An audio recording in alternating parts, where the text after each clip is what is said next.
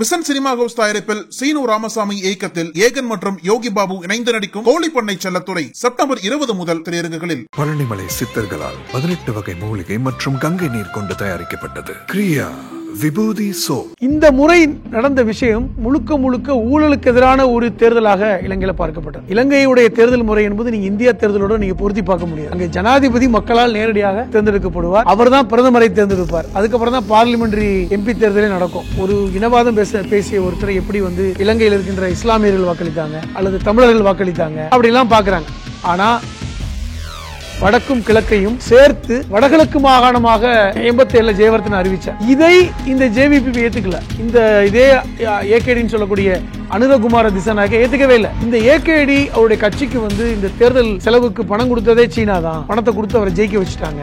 அதை நம்பும் விதமான ஒரு செய்தி நேற்று வந்திருக்கிறது. இந்த அதானி எனர்ஜியை நாங்கள் ஒப்பந்தத்தை நடத்த விட மாட்டோம், அந்த நிறுவனத்தை நாங்கள் மூடிவிடுவோம் என்கிற மாதிரி இந்த அனுரகுமார திசாநாயக்க சொன்னதாக ஒரு செய்தி வருது. தமிழும் சிங்களமும் ஆட்சி மொழி, அதை மறுத்தவர்கள் ஜேவிபி ஏற்றுக்கொள்ள மாட்டேன்னு சொன்னாங்க.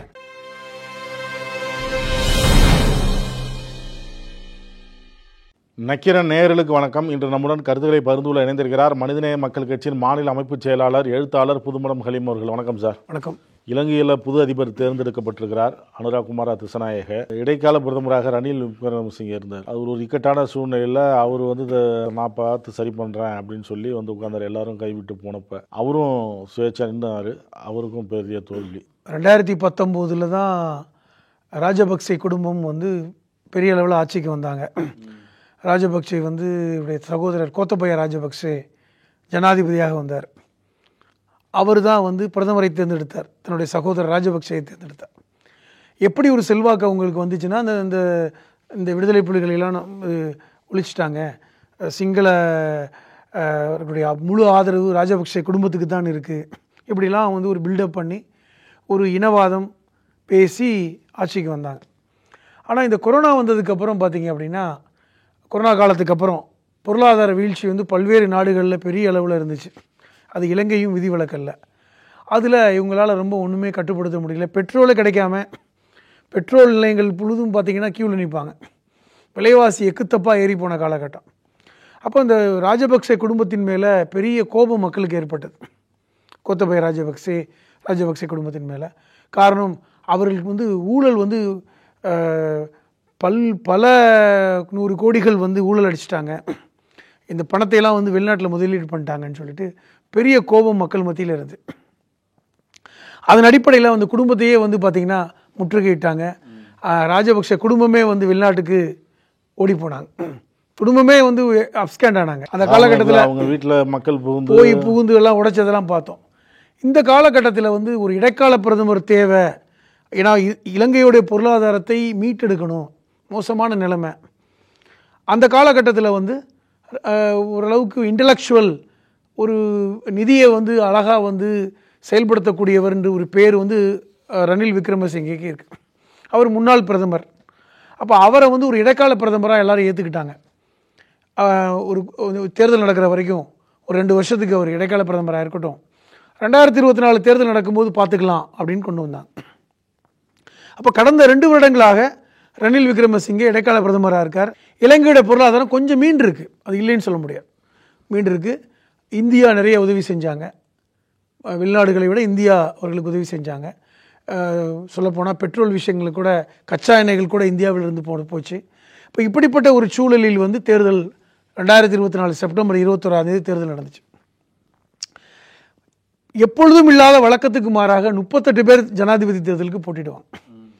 இப்போது இலங்கையுடைய தேர்தல் முறை என்பது நீங்கள் இந்தியா தேர்தலோட நீங்கள் பொருத்தி பார்க்க முடியாது. அங்கே ஜனாதிபதி மக்களால் நேரடியாக தேர்ந்தெடுக்கப்படுவார். அவர் தான் பிரதமரை தேர்ந்தெடுப்பார். அதுக்கப்புறம் தான் பார்லிமெண்டரி எம்பி தேர்தலே நடக்கும். இதுதான் அங்கே முறை. இரண்டாவது, அங்கே விகிதாச்சார அடிப்படையில் தான் ஒருத்தர் ஜனாதிபதியாக வர முடியும். அதாவது ஒரு 100 ஓட்டுனா 50 விழுக்காடுக்கு மேலே நீங்கள் வாங்கினா தான் வெற்றி பெறுவாங்க. இல்லைனாங்க அடுத்தடுத்த சுற்றுக்கள் வெவ்வேறு விதமாக அந்த வாக்கு சரிபார்க்கப்படுகின்ற ஒரு சிஸ்டம் அங்கே இருக்குது. அப்போ இந்த தேர்தலில் முக்கியமாக 38 பேர் போலிட்டாலும் 5 பேர் தான் ஒரு மெயின் பிளேயர்ஸ். சொல்லப்போனால் இதே ரணில் விக்ரமசிங்கே சுயேட்சையாக ஜனாதிபதி வேலைக்கு வேட்பாளராக போட்டிட்டார். ஏன்னா அவர் தான் அந்த 2 வருஷமாக பிரதமராக இருக்கார். அவர் ஒன்று. இரண்டாவது முக்கியமாக எதிர்க்கட்சியாக இருக்கக்கூடியவர் சஜித் பிரேமதாசா. பிரேமதாசாவை பற்றி கேள்விப்பட்டிருப்போம். முன்னாள் இலங்கையுடைய பிரதமர், அவருடைய மகன் தான் சஜித். இவர் தான் கடந்த முறையே வெற்றி பெறுவார்னு நினச்சாங்க, இப்போ ராஜபக்சே காலத்திலேயே. அப்பொழுதும் அவர் தோற்று போனார், 2வது இடத்துக்கு வந்தார். இப்போ சஜித் பிரேமதாசா ஒரு கட்சி, அவருடைய கட்சியுடைய முக்கிய தலைவர், அவர் போட்டிக்கிட்டார். 3வதாக இப்போ ஜெயிச்சவர் தான் இந்த அனுரகுமார திசாநாயக்கே. இவங்க கடந்த முறையெல்லாம் 3 விழுக்காடு வாங்கின கட்சி தான். அது ஒரு பிளேயரா அவங்க 28 கட்சி அவர் 2000 எம்பியாக இருந்திருக்காரு. பண்டாரநாயக்கா காலத்தில் அவர் அமைச்சராகவும் இருந்திருக்காரு. அப்போ இந்த கூட்டமைப்பு ஒன்று ஏற்படுத்தினாங்க. இந்த ஜேவிபின்னு சொல்லக்கூடிய ஒரு சிங்கள தேசியம் பேசிய கட்சி, தமிழ் தேசியம் மாதிரி சிங்கள தேசியம் பேசக்கூடிய ஒரு கட்சி. அதனுடைய தலைவராக இருக்கக்கூடியவர் தான் இந்த அனுரகுமார திசாநாயக்க. அவரும் ஒரு 28 சின்ன கட்சிகள்லாம் சேர்த்து என்பிபிங்கிற ஒரு கட்சி ஆரம்பித்தாங்க. அதாவது தேசிய மக்கள் சக்தி அமைப்புங்கிற மாதிரி ஒரு கட்சி ஆரம்பித்தாங்க. இந்த கட்சி சார்பில் இந்த ஏகேடின்னு சொல்லக்கூடிய அனுரகுமார திசாநாயக்கவை நிப்பாட்டினாங்க. ராஜபக்சோடைய மகனும் ஒரு கட்சி ஆரம்பித்து அவரும் ஜனாதிபதிக்கு போட்டிக்கிட்டார். அடுத்து பார்த்தீங்கன்னா தமிழர்கள் பெரும்பான்மையாக வாழக்கூடிய பகுதியில் தமிழர் கூட்டமைப்பு சார்பில் ஒருத்தர் நிப்பாட்டினாங்க, அரியநேந்தர் அப்படின்னு, அரியநேந்திரன் சொல்லக்கூடிய ஒருத்தர் நிப்பாட்டினாங்க. இப்போ இந்த 5 பேருக்குள்ள பெரிய போட்டி இருந்துச்சு. ஆனால் யார் எதிர்பார்த்தாங்க ஆரம்பத்தில்? ஒன்று ரணில் விக்ரமசிங்கே வந்திருக்கணும், இல்லைன்னா சஜித் பிரேமதாசா வந்திருக்கணும். ஆனால் எதிர்பார்க்காத ஒரு நபர் ஏகேடின்னு சொல்லக்கூடிய அனுரகுமார திசாநாயக்க வெற்றி பெற்றார். ஆனால் இவர் இருந்த கட்சி பார்த்திங்கன்னா ஆரம்பத்திலிருந்தே சிங்களம் பேரினவாதம் பேசிய கட்சி. சிங்களர்கள் தான் இலங்கையில் வாழணும், அவர்களுக்கு தான் முக்கியத்துவம் கொடுக்கணும் அப்படின்னு பேசின கட்சி கடந்த காலங்களில் 90கள். 2வது இந்த ஜேவிபியுடைய தலைவராக இருக்கின்ற ஏகேடே அவர் இடதுசாரி சிந்தனை கொண்டவர், ஒரு லெனினிஸ்ட் அப்படிங்கிற ஒரு கருத்தாலும் இருக்குது. அப்போ ஒரு கம்யூனிஸ்ட் சித்தாந்த பின்புலம் கொண்ட ஒருத்தர் அப்படிங்கிற மாதிரியும் சொல்கிறாங்க. இப்போ இந்த சூழ்நிலையில் தான் ஒரு 57 விழுக்காடு வாக்குகளை வாங்கி இந்த ஏகேடின்னு சொல்லக்கூடிய அனுரகுமார திசாநாயக்கா வெற்றி பெற்றிருக்கிறார். நம்ம கடந்த 2-3 தினங்களாக நம்ம பார்த்துக்கிட்டு இருக்கோம். ஆனால் இந்த அனுரகுமார திசாநாயக்கா எப்படி வெற்றி பெற்றார் அப்படிங்கிற ஒரு பார்வையும் மேலை நாடுகளில் பார்க்கப்படுது. ஒரு இனவாதம் பேசிய ஒருத்தரை எப்படி இலங்கையில் இருக்கின்ற இஸ்லாமியர்கள் வாக்களித்தாங்க அல்லது தமிழர்கள் வாக்களித்தாங்க அப்படிலாம் பார்க்குறாங்க. ஆனால் இந்த முறை நடந்த விஷயம் முழுக்க ஊழலுக்கு எதிரான ஒரு தேர்தலாக இலங்கையில் பார்க்கப்பட்டது. காரணம், இதுவரைக்கும் இனவாதம் மதவாதம்லாம் பேசுவாங்க, இது ஊழலுக்கு எதிராக. அப்போ ரணில் விக்ரமசிங்கே ஏன் தோற்று போனார் அப்படிங்கிற கேள்விக்கு இலங்கையில் இருக்கின்ற இன்றைக்கி பத்திரிகையிலே அவர்கள் கட்டுரைகள் வெளியிட்டிருக்கிறாங்க. ரணில் விக்ரமசிங்கே இடைக்கால பிரதமராக வந்ததுக்கப்புறம் அவர் இந்த ராஜபக்சேலை கூட இருந்த அமைச்சர்களையும் கூட்டி வச்சுக்கிட்டு தான் இடைக்கால அமைச்சரவை அமைத்தார். இப்போ எதுக்காக அவரை கூப்பிட்டாங்களோ அது சரிபடலை. யார் ஊரை விட்டு போனாங்களோ அந்த அவர்களை சார்ந்தவர்களை அமைச்சர்களாக வச்சுக்கிட்டு இவர் ஆட்சி அமைச்சார். அப்போ ஊழல்வாதிகளோடு சேர்ந்து விட்டார் என்கிற ஒரு பார்வை பார்க்கப்பட்டது. ஆனால் இவர் எல்லாத்தையும் விட சஜித் பிரேமதாசாவுக்கு பெரும்பாரியாக தமிழர்களும் இஸ்லாமியர்களும் ஆதரவு கொடுத்தாங்க. ஏன்னா இவர் தமிழர்கள் பக்கத்தில் யாழ்ப்பாணம் திருகோணமலையெல்லாம் ஆதரவு பெற்ற ஒரு வேட்பாளராக இருந்தார். ஆனால் தமிழர்களை ரொம்ப ஆதரிக்கிறாங்கிறதுக்காக சிங்கள சமூகம் என்ன செஞ்சிட்டாங்க, ஏகேடி ஆதரிச்சிட்டாங்க. ஏன்னா தமிழர்களுடைய ஆதரவு பெற்றவர் வர வேண்டாம் அப்படின்னு நினச்சிட்டாங்கன்னு ஒரு பார்வை இருக்கிறது. 3வது, கடந்த காலங்களில் அனுரகுமார திசாநாயக்க பார்த்தீங்கன்னா முஸ்லீம்களுக்கு எதிராக பேசினவர் தான். இஸ்லாமியர்களுக்கு எதிரான ஒரு மனநிலையை கொண்ட கட்சி தான் ஜேவிபி. ஆனால் அந்த கட்சியை நீங்கள் சார்ந்தவர் இன்னைக்கு முஸ்லீம்களும் ஒரு 40 விழுக்காடுக்கு மேலே வாக்களித்திருக்கிறார்கள் என்கிற செய்தி வருது. எப்படி இருந்தாலும் இவர் வெற்றி பெற்று விட்டார். ஏகேடிங்கிற இந்த அனுரகுமார திசாநாயக்கா வெற்றி பெற்று விட்டார். ஏன் தமிழர்களுக்கு அவர் தமிழர்கள் வாக்களிக்கலை அப்படின்னு பார்த்தா, நம்ம கடந்த காலங்களில் உங்களுக்கு ஒரு வரலாற்று விஷயத்தை சொல்லணும். 86ல் ராஜீவ் காந்திக்கும் அப்பொழுது இலங்கையில் பிரதமராக இருந்த ஜெயவர்தனாவுக்கு ஒரு ஒப்பந்தம் நடந்தது, இந்திய இலங்கை ஒப்பந்தம். அதன் அடிப்படையில் தான் இந்தியாவிலிருந்து இராணுவமே இலங்கைக்கு போன விஷயத்தில் நம்ம பார்த்தோம். அந்த ஒப்பந்தத்தில் முக்கியமான விஷயம் என்னென்னா, இந்த 13வது திருத்தம். அதாவது அவர்களுக்கு ஒப்பந்தத்தில் தமிழர்களுக்கு நீங்கள் ஆட்சி அதிகாரத்தில் நீங்கள் கொடுக்கணும், தமிழர் பகுதியை ஒரு மாகாண மாதிரி ஒரு மாநில மாதிரியான விஷயங்களை உருவாக்கி அவர்களுக்கு ஒரு சுயாட்சி கொடுக்கணும் அப்படிங்கிற ஒரு விஷயத்தை ஜெயவர்தனை ஏற்றுக்கிட்டார். அதில் ஒரு முக்கியமான சரத்து அந்த ஒப்பந்தத்தில் 13வது திருத்தம். அதன் அடிப்படையில் தான் வந்து தமிழர்கள் அதிகமாக வாழ்கின்ற வடகிழக்கு பகுதி இருக்குது பார்த்தீங்களா, வடக்கும் கிழக்கையும் சேர்த்து வடகிழக்கு மாகாணமாக 87 ஜெயவர்தன் அறிவித்தார். இதை இந்த ஜேவிபி ஏற்றுக்கல. இதே ஏகேடின்னு சொல்லக்கூடிய அனுரகுமார திசாநாயக்க ஏற்றுக்கவே இல்லை.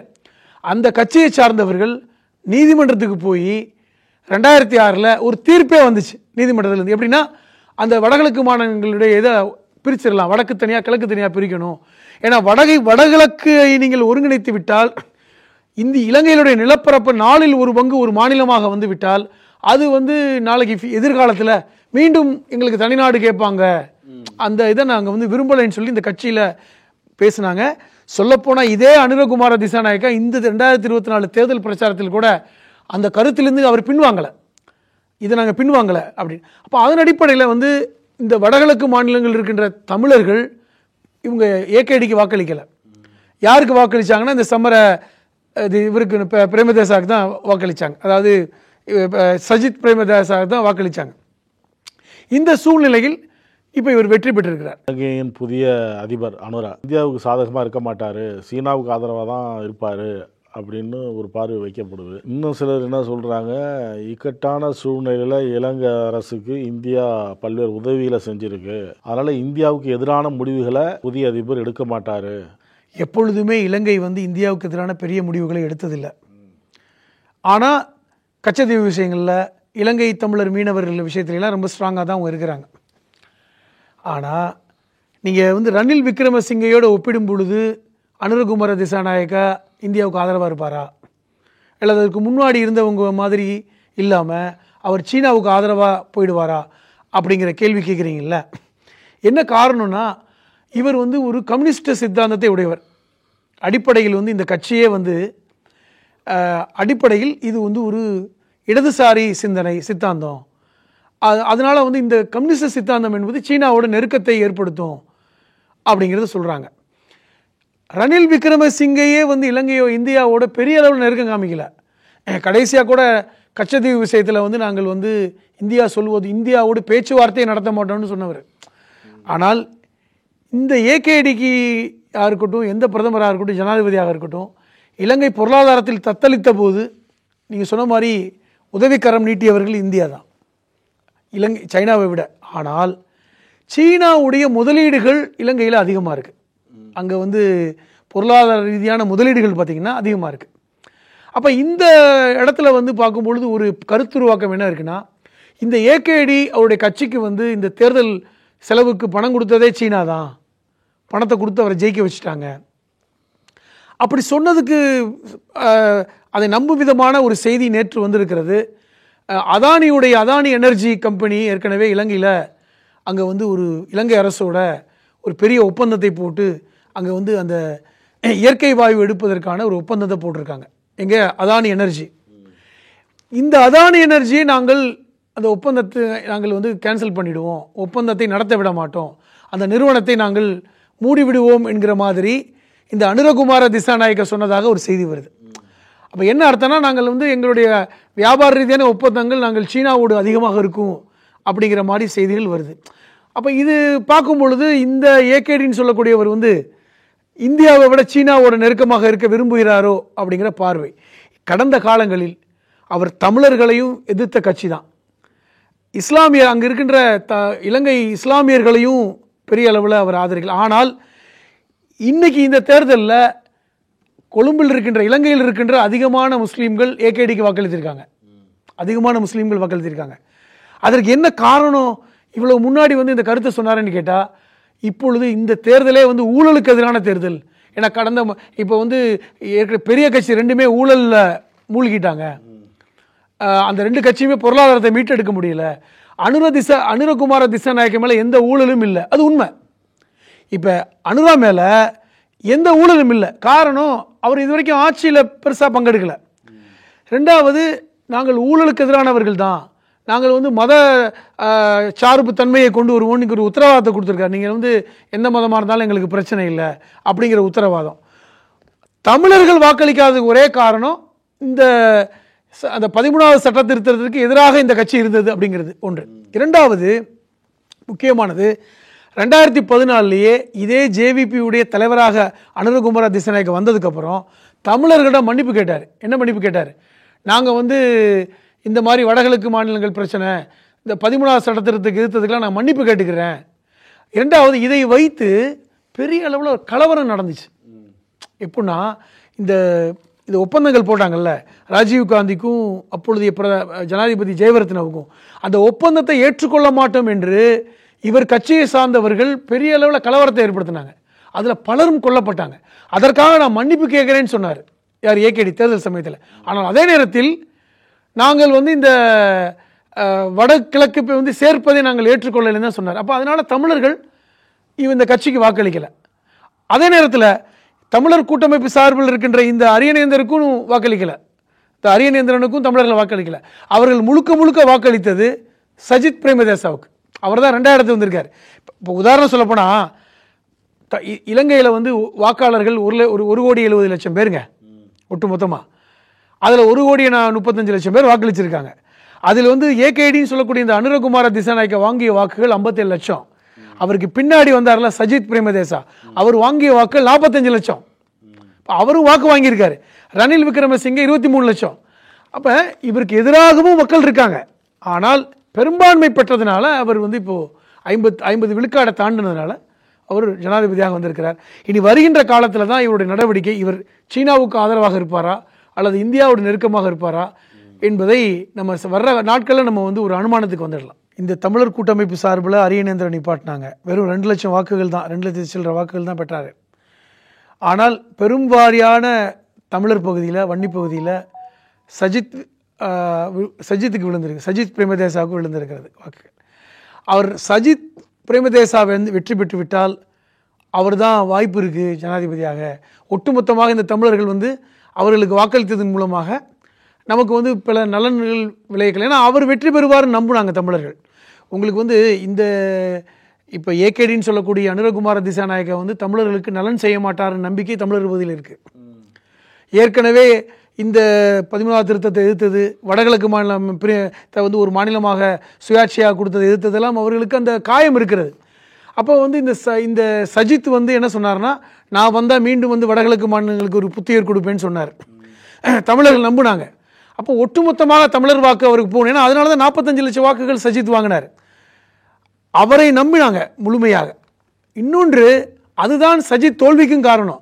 தமிழர்கள் வந்து சஜித்தை தேர்ந்தெடுக்கிறாங்க, தமிழர்களுக்கு வந்து சஜித் நலன் செய்கிறார் அப்படிங்கிற ஒரு பிரச்சாரம் சிங்களர்கள் மத்தியில் ஏகேடியுடைய கட்சியால் பரப்பப்பட்டது.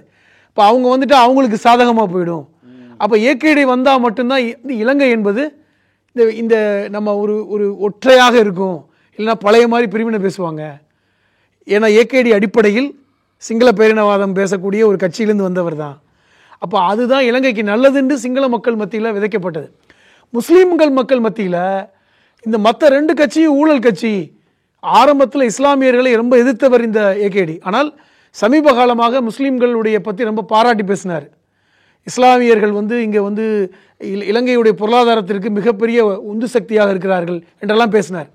அப்போ இன்னும் சொல்லப்போனால் இலங்கையில் இருக்கின்ற இலங்கை முஸ்லீம் காங்கிரஸ், அதுதான் பெரிய கட்சி, அதனுடைய தலைவர் ரவுஃப், அவர் வந்து சஜித்துக்கு ஆதரவாக தான் முடிவெடுத்தாங்க.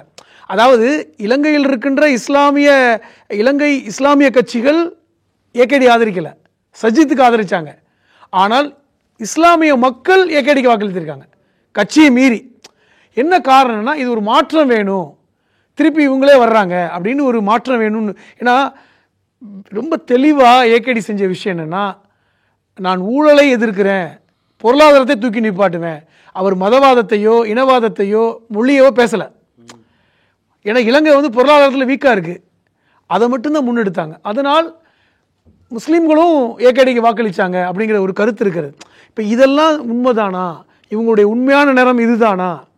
நான் கடந்த காலங்களில் வந்து செஞ்சவங்க இன்றைக்கி கடந்த காலங்களில் அவ்வளவு பெரிய துரோகங்களை தமிழர்களுக்கும் முஸ்லீம்களுக்கும் செய்த ஒரு கட்சி இன்றைக்கி அவங்க நம்புகிறாங்க, அது நான் மாறிட்டேன் மன்னிப்பு கேட்குறேன் அப்படின்னு சொன்னதை ஏற்றுக்கொண்டார்களா என்பதெல்லாம் வர்ற காலத்தில் இவர்களுடைய நடவடிக்கை, இவருடைய பாலிசி மேட்டர்ஸ், கொள்கை ரீதியாக என்ன முடிவு எடுக்கிறாங்க அப்படிங்கிறத பொறுத்து தான் அடுத்தடுத்த விஷயங்களில் இவர்களுக்கான வெற்றி வாய்ப்புகள், பாராளுமன்ற உறுப்பினர்கள் தேர்வில் உடைய வெற்றிகள் எல்லாம் கிடைக்கும்னு அந்த இலங்கையில் வருகின்ற செய்திகள் சொல்கின்றன. அதை நம்ம பொறுத்திருந்ததை நம்ம பார்க்கணும். இவரும் ராஜபக்ஷ மாதிரி தான் அப்படின்னு ஒரு கருத்து. ஆமாங்க, இவங்களுடைய உண்மையான முகம் என்ன? இவங்களுடைய இந்த ஜேவிபியுடைய உண்மையான முகம் என்ன? இலங்கையில் சிங்களர்களுக்கு தான் எல்லா உரிமையும், இலங்கையில் சிங்களர்கள் தான் ஆட்சி பண்ணணும், இலங்கையில் சிங்கள மொழி தான் பேசப்படணும். இந்த 13வது திருத்தம் என்ன சொல்லுச்சுன்னா, தமிழும் சிங்களமும் ஆட்சி மொழி. அதை மறுத்தவர்கள் ஜேவிபி ஏற்றுக்கொள்ள மாட்டேன்னு சொன்னாங்க. இலங்கை, அதாவது சிங்களமும் தமிழும் ஆட்சி மொழி, ஆங்கிலம் இணைப்பு மொழி என்கிற அந்த இதை ஏற்றுக்க மாட்டோம், இலங்கை சிங்களம் தான் முக்கியமான மொழி, அடுத்து தான் மற்றதுன்னு சொன்னாங்க. அப்போ இந்த அடிப்படைவாதம் இருக்குது உள்ளுக்குள்ள. இன்றைக்கி வெளிவேஷம் போடுறாங்க. எங்கள் ராஜபக்சையும் கோத்தபா ராஜபக்சையும் வரும்பொழுது அவர்கள் நல்லவர்கள், அவர் அப்படி நம்பின சமூகம் தானே சிங்கள சமூகம். அதுக்கப்புறம் உண்மையான முகத்தை காமிச்சாங்கல்ல. இது உண்மையான வேஷமா, இல்லை புலி வேஷம் போட்டுட்டு உட்கார்ந்துருக்காங்களா, இல்லை பசுந்தோல் போத்திய புலியா என்ன தெரியல. மொத்தத்தில் வர்ற காலங்களில் தெரிஞ்சு போயிடும். ஏன்னால் ஒரு நம்பிக்கை இல்லாத ஒரு பயம் கலந்த ஒரு சூழல் தான் இருக்குது இன்றைக்கி இருக்குது. ஏன்னா ஜேவிபிங்கிற ஒரு அடிப்படைவாத அமைப்புட்டு இன்றைக்கி ஆட்சியை கொடுத்துருக்காங்க. அடிப்படைவாத அமைப்புக்கு ஆட்சியை கொடுத்துருக்காங்க. அது உடனே தெரியாதுல்ல. ஒரு வருடம் 2 வருடத்திலே உண்மையான விஷயத்தை சட்டங்களை கொண்டு வரும்போது தெரிஞ்சு போயிடும். பதவி ஏற்றுக்கிறாரு, இனிமேல் எப்படி ஆட்சி நடத்துறாரு, நடத்துறதை பொறுத்து உண்மையிலேயே மாறிட்டாங்களா இல்லை ஏன்னா இன்னைக்கு இலங்கையில் இருக்கின்ற முஸ்லீம்கள் இன்னைக்கு ஏகேடி ஆதரிச்சு 40 விழுக்காடு ஓட்டு போட்டிருக்காங்க. மாற்றம் வரும் நம்புறாங்க. அப்போ கடந்த காலங்களினுடைய அந்த வரலாறு கசப்பையெல்லாம் மறந்துட்டாங்க. அதை ஜேவிபி மறந்துருச்சா அப்படிங்கிறதெல்லாம் நமக்கு தெரியல. அது எப்படி போகுதுங்கிறத இது வருகின்ற காலங்களில் இவர்களுடைய நடவடிக்கை, இவர்கள் கொண்டு வருகின்ற புதிய பாலிசிகள், அது இந்தியாவோட நெருக்கம் காண்பிக்குதா அல்லது சீனாவோட நெருக்கம் காண்பிக்குதா, இல்லை இவரும் இன்னொரு ராஜபக்சேவா, எல்லாம் நமக்கு வர்ற காலத்தில் தெரியும். கருத்துக்களை பகிர்ந்து நன்றி சார். என் நடிப்பை ஜெயலலிதா பாராட்ட மறுத்தார், ஏன் தெரியுமா? நக்கீரன் இதழில் சினிமா கொட்டகை டைரக்டர் ரைட்டர் VC குகநாதன் எழுதி வரும் புதிய தொடர் வாங்கி படியுங்கள் உங்கள் நக்கீரன். நக்கீரன் டிவிக்கு சப்ஸ்கிரைப் செய்யுங்கள். உங்கள் ஆதரவே எங்கள் பலம். ஆசிரியர்களுக்கு நண்பனாகவும் மாணவர்களுக்கு ஆசானாகவும் திகழும் தேர்வு வழிகாட்டி. ஒவ்வொரு பாடத்திற்கும் அனுபவமிக்க ஆசிரியர்களின் துல்லியமான தெளிவான விடைகள். CNC இருக்கு, தேர்வு பயம் எதற்கு? இது தீரன் பப்ளிஷிங் ஹவுஸ் விற்பனை வெளியீடு.